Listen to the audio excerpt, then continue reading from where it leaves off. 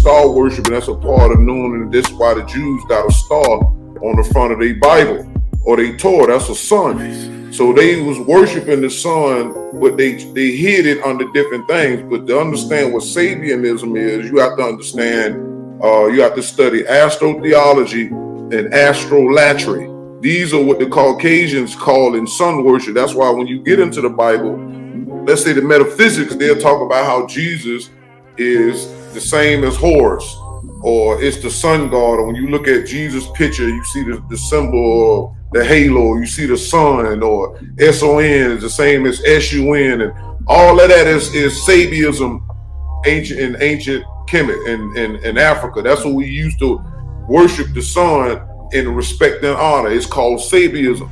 So when you don't, that's the problem we're having, is the words, not just the history. The history is right in front of us. It's just been coded, and they giving us other words, and that's why. So when they keep saying that Hebrew, we were Hebrews, that's like saying that you was a person that's in a religion, you know what I'm saying, or a person that worships Jesus. That's something that you were doing.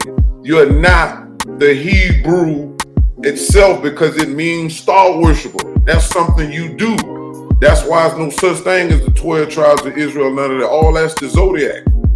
If you know, like I said, people go and look at some of Ralph Ellis stuff and just type in astrotheology alone, you will see many different people that'll show you how the Bible is based upon the zodiac.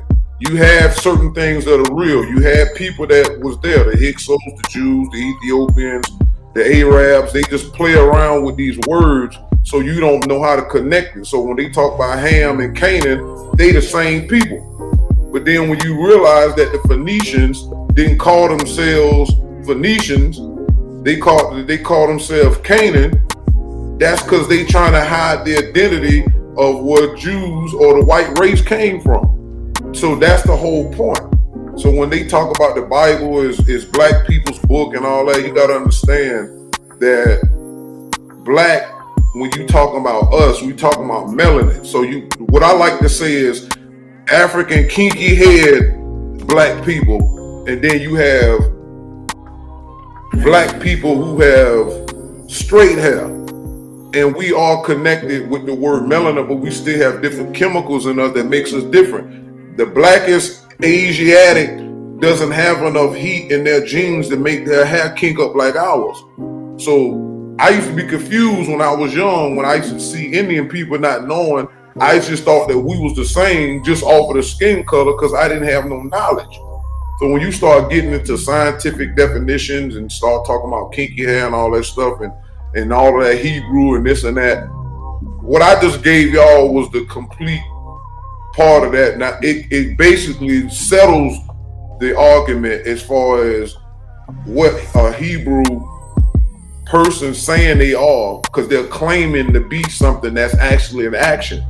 You see what I'm saying? Like, I can't say I'm like happy. I can practice being happy, but happiness or being happy cannot be a person. It can't be a nationality. So there's no such thing as a Hebrew, you understand, being a person, because it's an action. But that's because the Bible editors definitely, and I keep saying it all the time in my videos and writings, because they're editing these books, especially Ralph Ellis. I'm telling you, he did a great video on how when the Jews or the Hyksos got kicked out of Kemet, and that the priests and them got together and rewrote the story as if that they were slaves, because they didn't want that to mess with the Hyksos morale, to believe that they lost like that. So they rewrote the Old Testament that they was enslaved and got out by God, but they're talking about the same Pharaoh that kicked y'all out. You see what I'm saying? Shaka knows Thutmose's real name. I can never commit that to memory. But Thutmose is Moses, and they just took the Thoth off and just rewrote a whole narrative around that. And that's what the Old Testament was being done by the Hyksos and the Jews and their descendants. And then Flavius Piso came in, who was part of the Jews in Judea and part of that priesthood who had access to the ancient text. He rewrote the New Testament based upon what he knew, because he was trying to create the Jews to be able to accept the Romans coming in, because he believed that the Jews or the Hyksos of that time, the Judeans, could not beat the Romans. So he pimped the whole thing. He started rewriting certain things, but Constantine came 200 some years later, built off of Flavius Piso's story, and they wrote the whole Jesus thing around Cleopatra's son.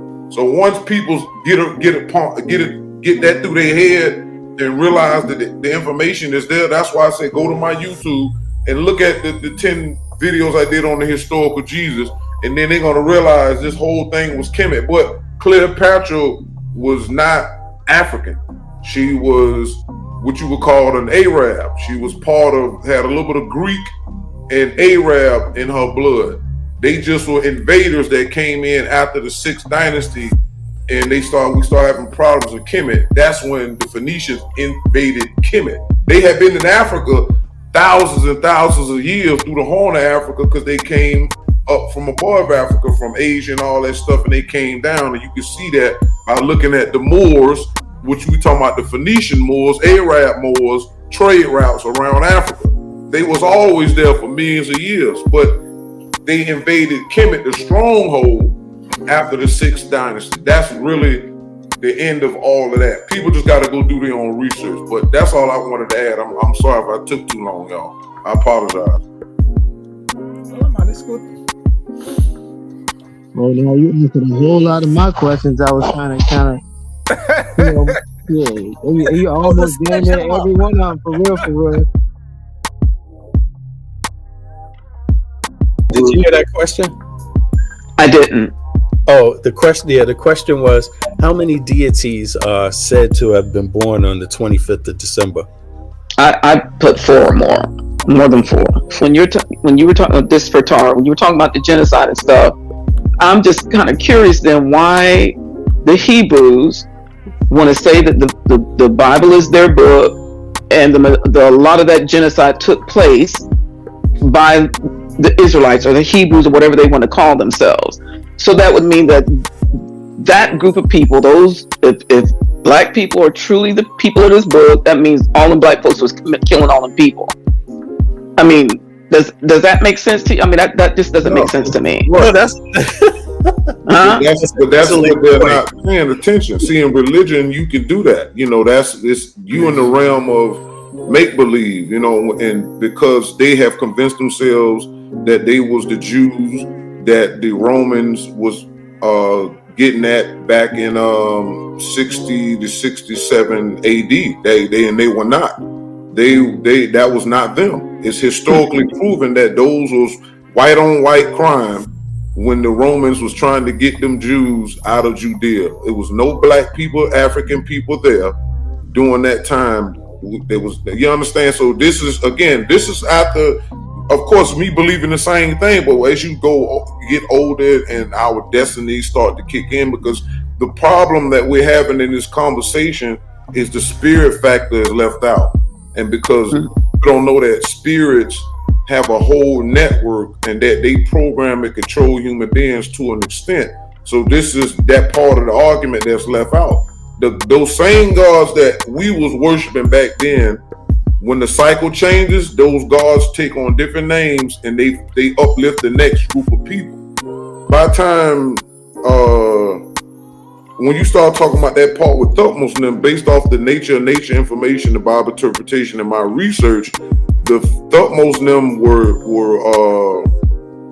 were those people from his bloodline. Those are Arabs that was in Kemet. They were black, but a lot of when you start getting into the haplogroups and all this other stuff that I'll document in the historical Jesus and the 4 videos I did on Akhenaten, the pharaohs of that time, they were not us. And that's a problem, because when you start talking about Egypt is black, we have to definitely be very specific. When you start getting into phenotype, facial structures, you have to have all that stuff so we can properly put everything in place. You can't throw the Bible away because it has a lot of historical stuff in it, but it's coded under different terminologies. And that's a problem. So they don't think that everybody in the Bible was not black. The same way they keep saying that white people wasn't ruling in Kemet. Yes, they was. They just was at the ass end. That's when you go back to Poppy, and that was the Hyksos pharaoh, and we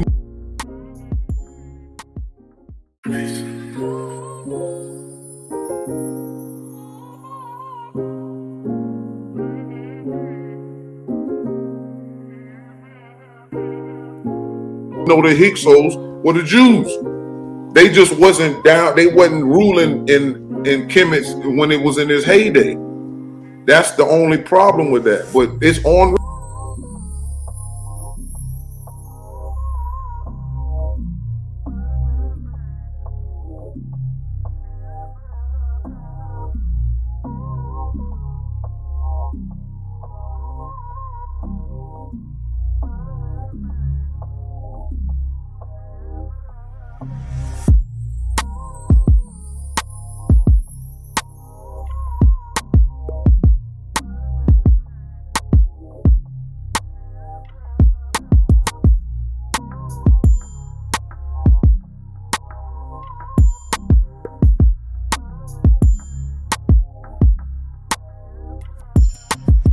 Record, they know that.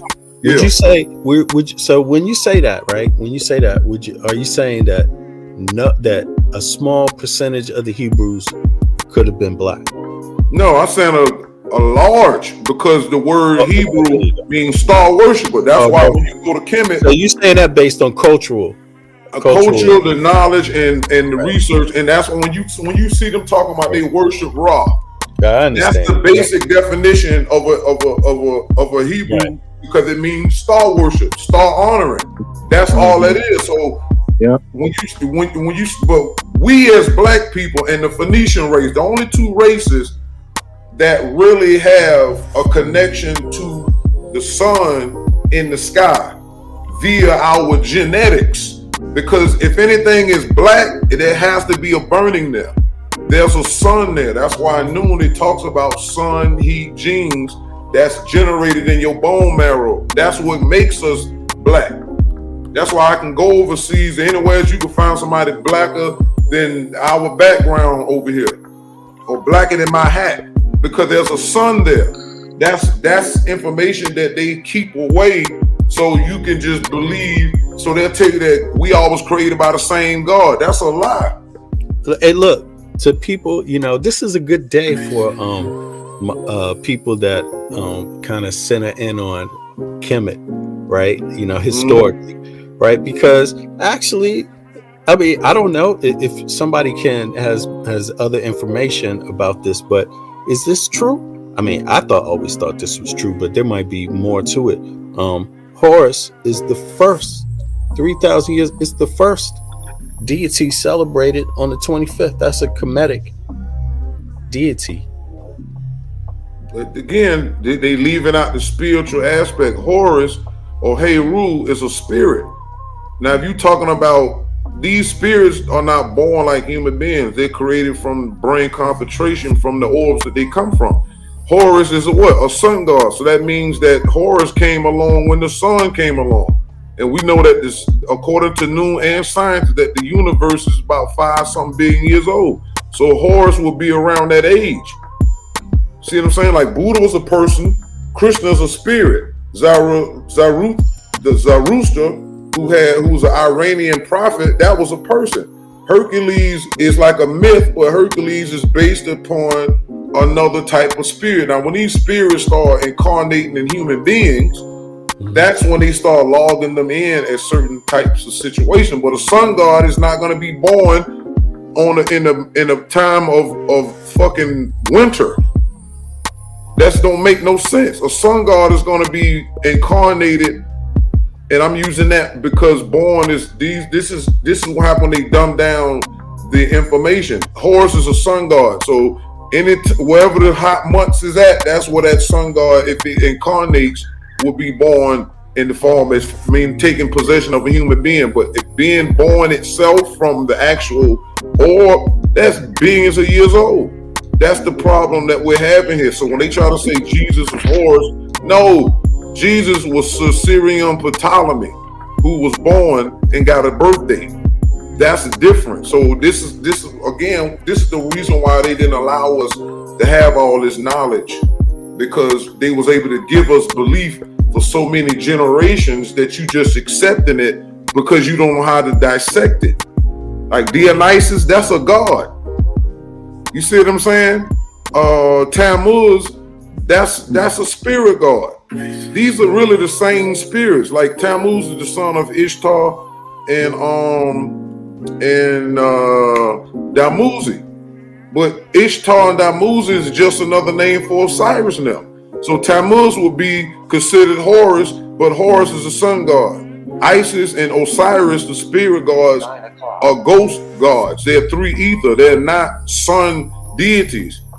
Even though Osiris and Isis came from the sun, heat, the core of it 6,000 years ago, they call it neutrinos. I got videos on that.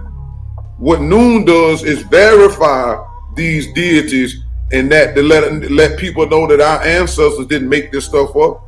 You understand that just because they can't prove Noon and Nun and Sekhmet, because they're trying to purposely tell you, those gods were just made up, but they using these same gods in a different language, and you saying it every day. If the sun wasn't important, why you got all these things named with the sun? Sun Trust Bank, Sunny Delight for orange juice, and well, they got the Son of God as well, haven't they, Tar? Right, the Son of God, which is the same thing as saying to us it was the Son of Nature, which is Horus, because we're talking about the spirit. You can't see them, but they can make themselves seen when they want. When you look at what they call a mythology, a lot of the truth is hidden in the mythologies as well. When you look into Thor and Zeus and Odin, all that stuff is just raw now.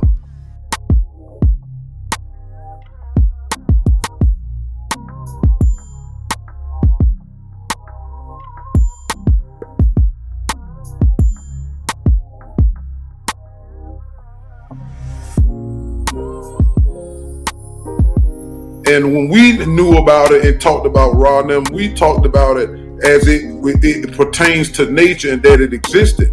The Caucasian called it mythology, but it wasn't. It was just, it happened so long ago. It became stories because you're repeating stuff from an oral, or what they call an oral tradition. But it's true. A lot of it is true.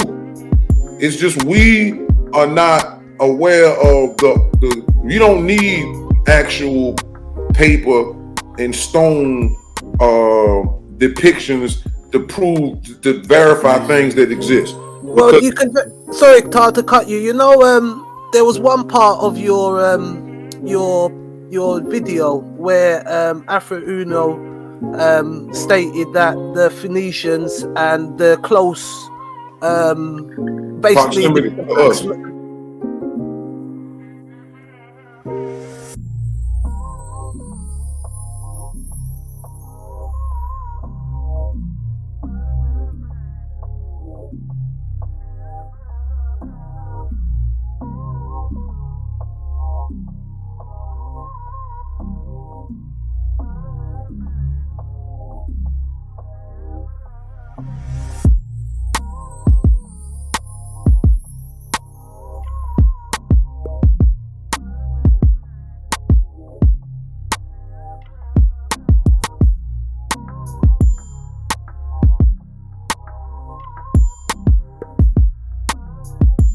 blacks came first, and then the Phoenicians were born from the blacks. No, they was born from the same way our ancestors came up from the egg formulas on the Nile around Lake Victoria. Lake Victoria. The Phoenician race and the other mankind races came from Java Island.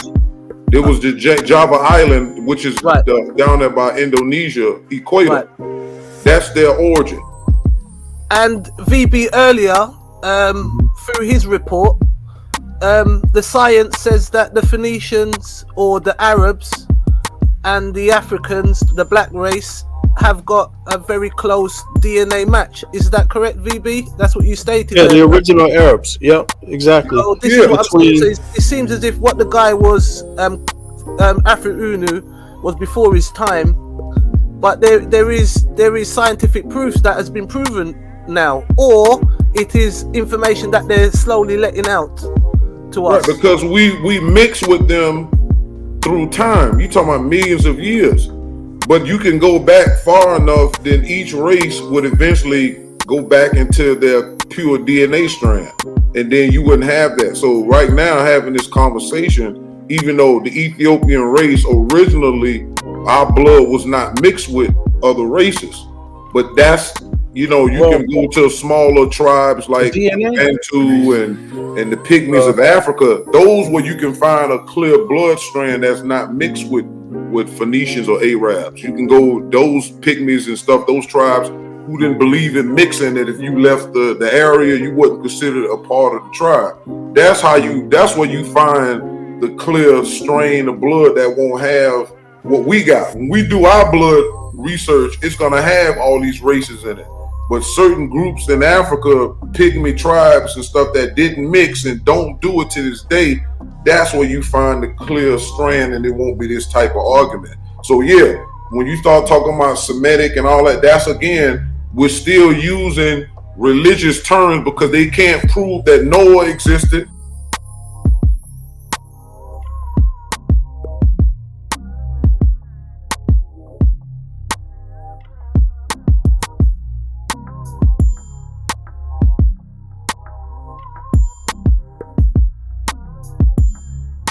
Shem, Ham, or Japheth. They can't do it. That's a religion. So we have to stop using these terms for actual places and people. So when you say Shem, because Semitic is Shem, you have to prove to me that Shem existed.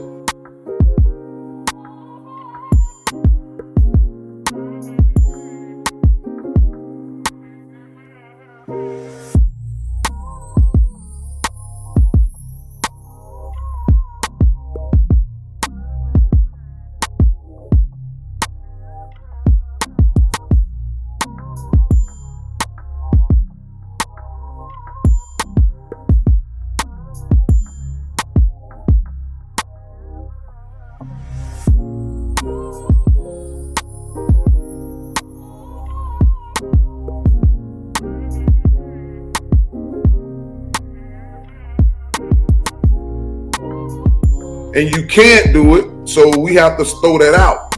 We have to understand that the Bible and the other books are hiding who they truly are because they're not Shemitic. Jews, Caucasians are Dravidian. They are East Indian people.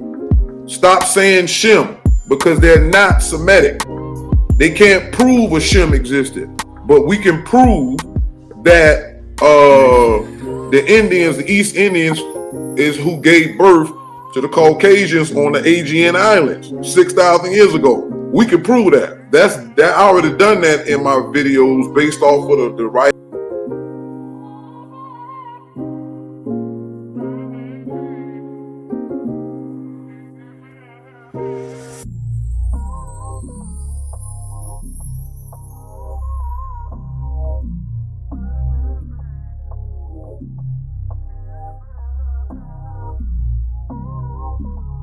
No, they were created 6,000 years ago. I'm going to show that as well, why they were created 6,000 years ago, and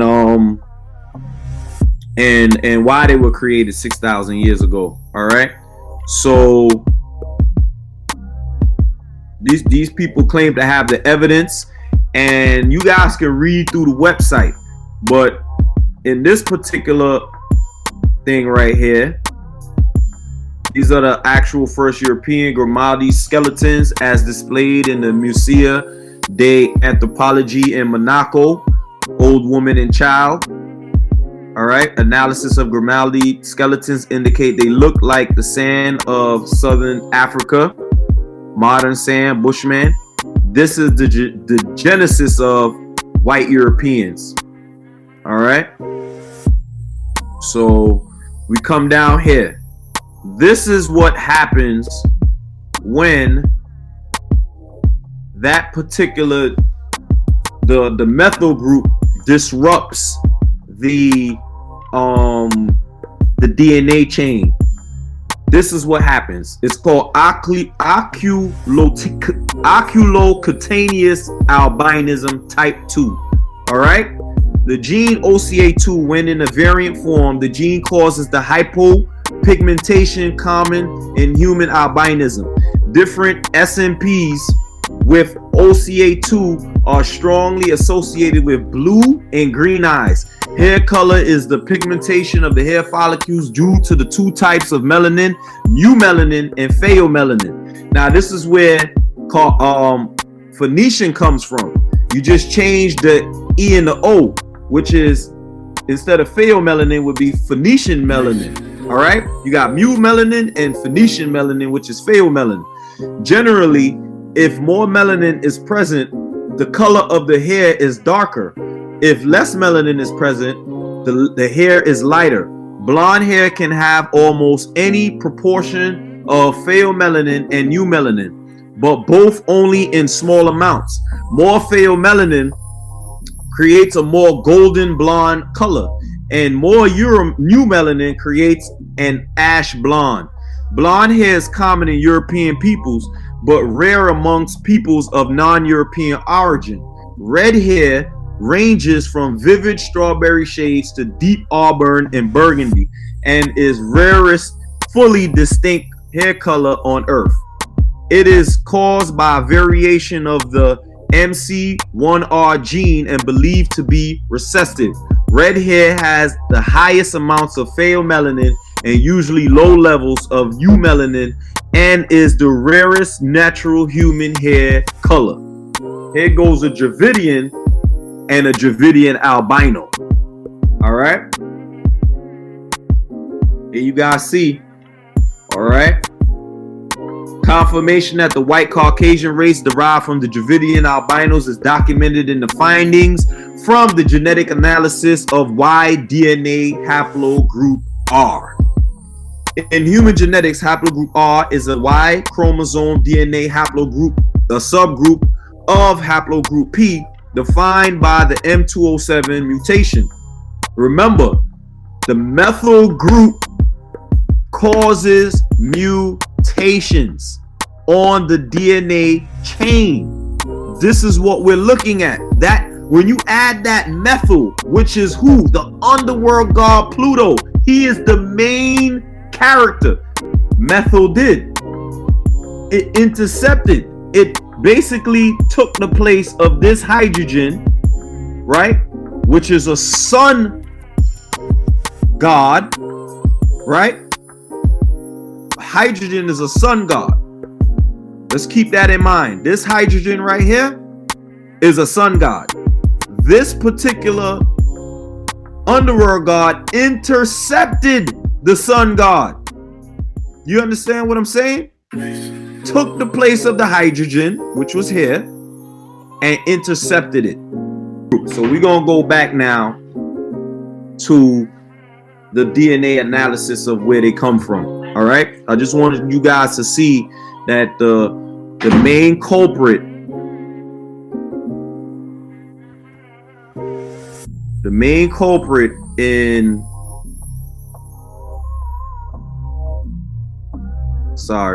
culprit is indeed, sorry about that, is indeed the moon god Pluto. All right, so let's go to where this person has done some amazing research and almost 100% correct. All right, this haplogroup is believed to have arisen around 26,800 years ago, somewhere in Central Asia or South Asia, where its ancestor haplogroup P is most often found at polymorphic frequencies. Cambridge University geneticist Kivlicid, whoever that is, suggests that Southern and Western Asia might be the source of this haplogroup. All right, so they're just giving basically the haplogroup of where these particular Dravidians come from. All right, now everything is not going to be perfect in this particular sequence. All right, now this is just the Y DNA. This particular cytosine is basically on the X DNA. Sorry, yeah, the methyl is on the X DNA, not necessarily the Y DNA. All right, here we go. Is a picture of these albinisms in India. Look at these red hair Caucasians in a particular, what they call is the Badi tribe in Pakistan, still produces albinos identical to the original Caucasian. Look, red hair. Look at this, red hair. Let's keep in mind that when black people create create albinos, their hair is still kinky.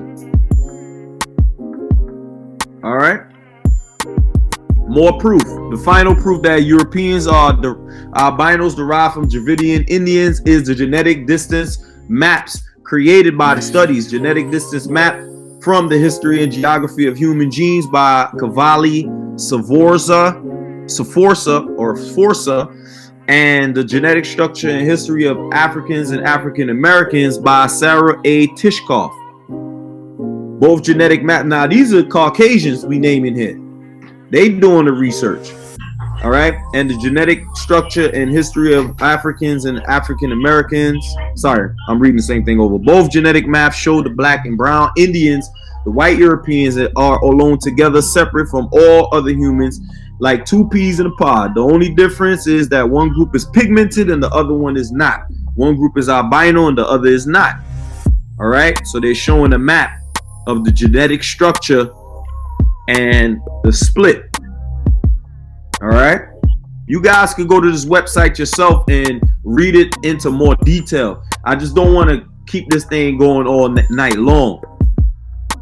All right, so this is more or less them talking about albinos being found more or less in Europe. That's because they got kicked out of Africa. Keep that in mind. This particular event was happening in the Garden of Eden, but then they got kicked out. They got sent up to Europe. All right, so we got to keep that in mind. All right, I'm just skipping through because this is a long article that you guys can read for yourself. I wanted to expose the fact that they indeed came from the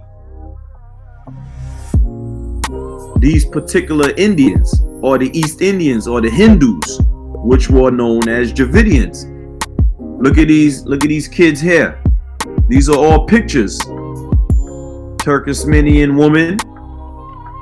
Remember, over time, they're gonna start to look more like Caucasians. Look at this guy right here. Mixed in. What's this? Tajik boys, Central Asia, Kazakhstan, mixed in with Indians, all different ethnic groups, Asia. Apparently, in 2014, the albinos have finally admitted where they come from. History of Central Asia. The history of Central Asia has been determined primarily by the area's climate and geography. The aridity of the region makes agriculture difficult, and its distance from the sea cut it off from much trade. Thus, few major cities developed in the region. Nomadic horse peoples of the steppe dominated the area for millennia. And we're gonna skip down to where they got it underlined. Recent genetic studies have concluded that humans arrived in the area 40 to 50,000 years ago, making the region one of the oldest known sites of human habitation. The archaeological evidence of the population in this region is sparse, whereas evidence of human habitation in Africa and Australia prior to that of Central Asia is well known. Some of the studies have also identified this region as the likeliest source of the populations who later inhabited Europe, Siberia, and North America. According to the Kurgan hypothesis, this northwest of the region is considered to be the source of the root of the Indo-European languages. All right. Now you guys can read on further. You know what I'm saying? But this is a very, very long article. You know, this is where they debunk the whole nonsense, and this is where a lot of the Amin Ra squad actually say that, you know, we move from one area and then we just turn white and got blue eyes and nappy hair turned straight just from moving from one area to the next. That's foolishness. That's not the case. But this particular article right here of Dermatology, Journal of Investigative Dermatology, debunks the fact that white skin evolved from vitamin D absorption. It's debunked. It's already there. We have to stop validating certain words in the Bible that's been taken and brought in so they can hide. So they'll say, yeah, we're Shemitic, we're Semitic, and all of that, because they're trying to, because the Bible is their power book. You have to take the power out of it as far as the words, put everything where it's supposed to go, and then you'll realize that the Caucasian race, or the Jews who claim to be from Shem and Abraham, and stop, they went all the way back as far as they try to make it look. They'll go right back to 6,063 years ago, and you'll say, wow, y'all was on a bunch of islands, and then y'all spread